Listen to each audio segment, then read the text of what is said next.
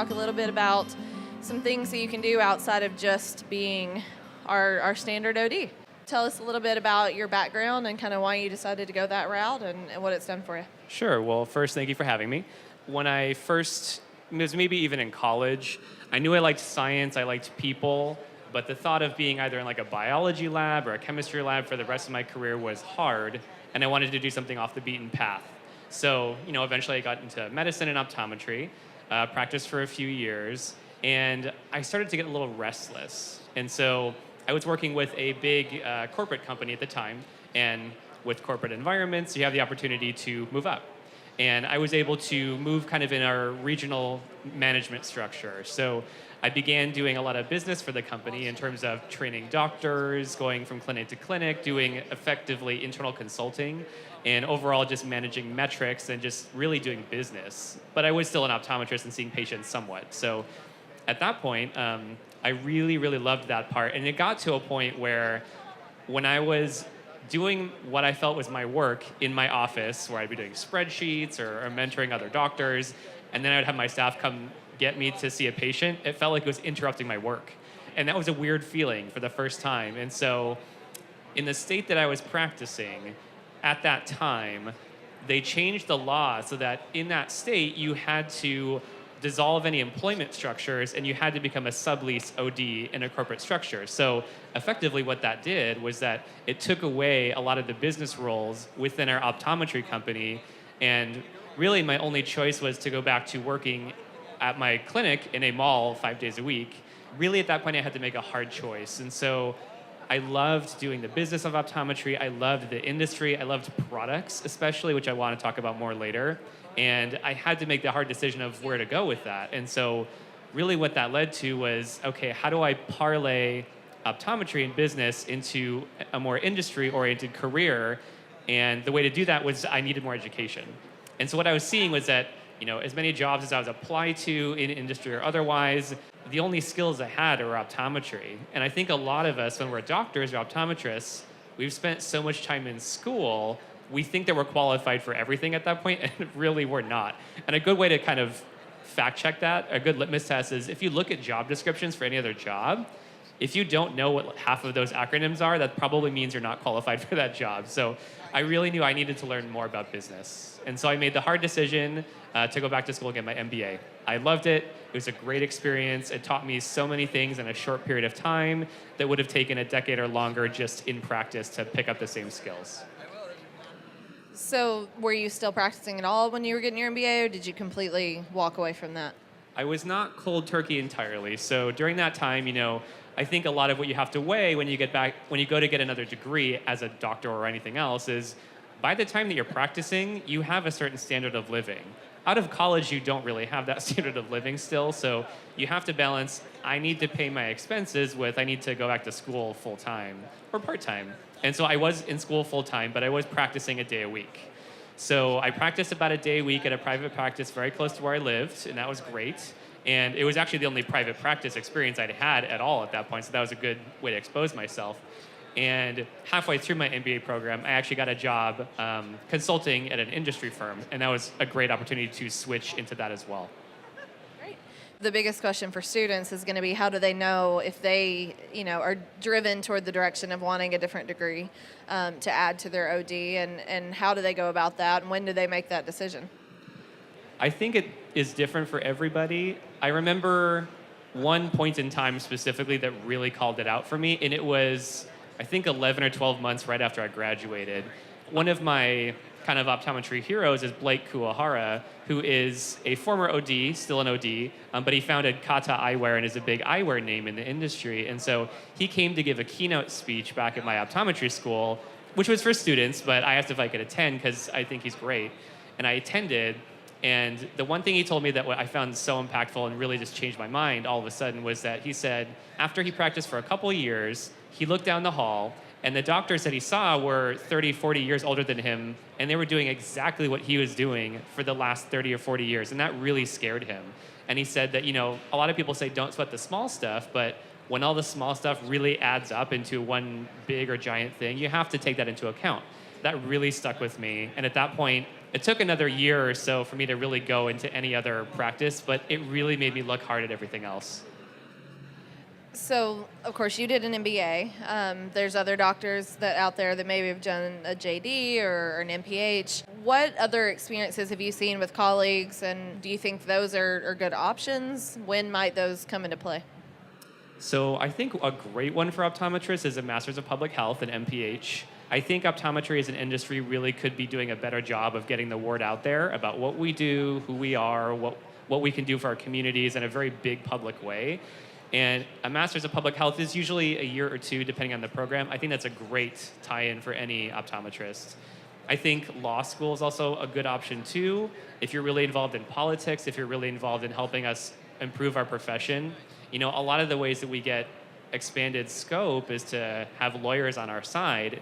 And if that lawyer is an optometrist, that's a much easier path for you in your state. Other than that, there's always PhD.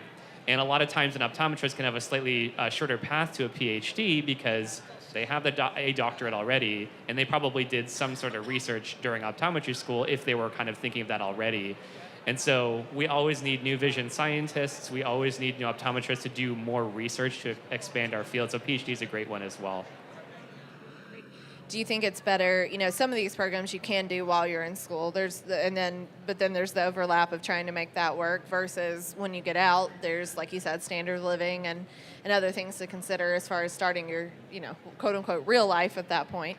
Do you think it's better to do it one way or the other, or do you think it's even doable to do it as a student? I do think it's actually pretty doable to do it as a student, and the reason is you're so conditioned from both college and optometry school to just really work.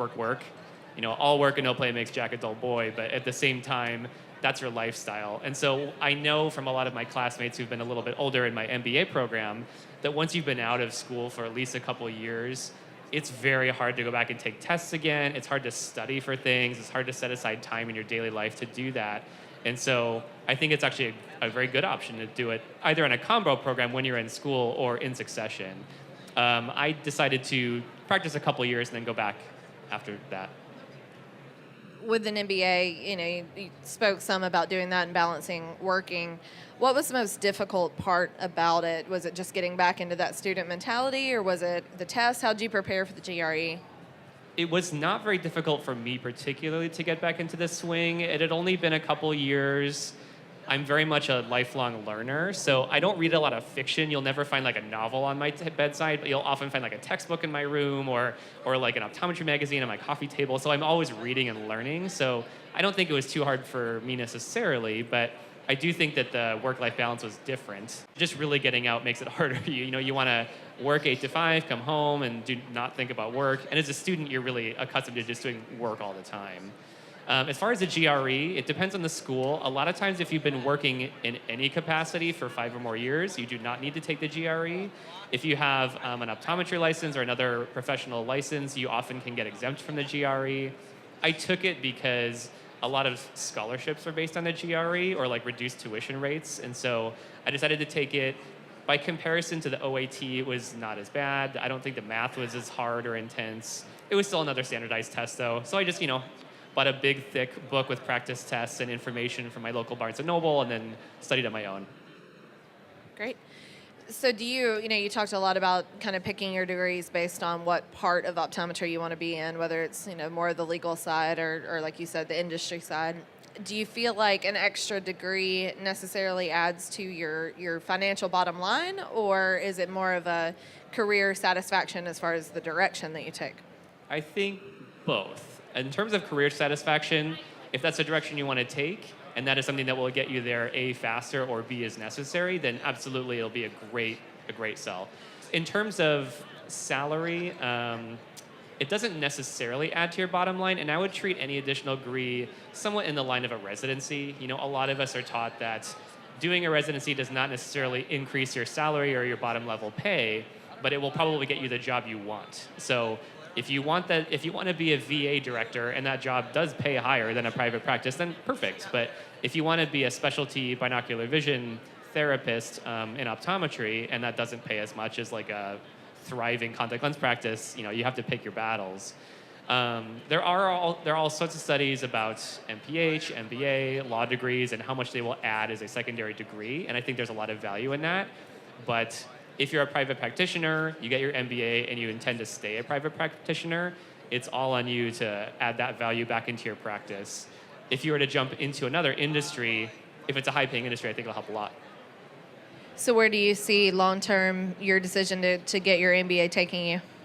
So I'm a very product-oriented optometrist. I get really excited about physical things. And by that, I mean I love glasses. I love lenses. I love lens coatings, drops, instruments, all that stuff. And so I think in the long run, I'm also very excited about digital health and the way that the future of technology can help optometrists extend their reach of care and extend over time. I think my ultimate career goal would be, let's say, to work on Google or Apple's newest eye care technology program or something like that. In the meantime, it's just great to consult and work with companies that provide products for people that really make their lives better. And that would be glasses, essentially. What would you like to leave, for our new grads and our students and our, any OD that's watching to say this may be something you're going to consider, or any other pearls?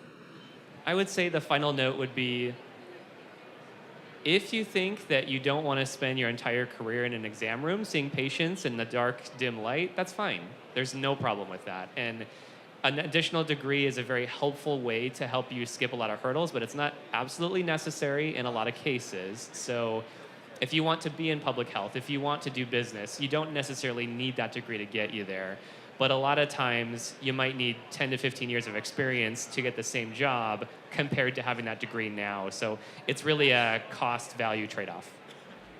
Well, thank you so much for joining us today. Thank you for having me. Have a great show.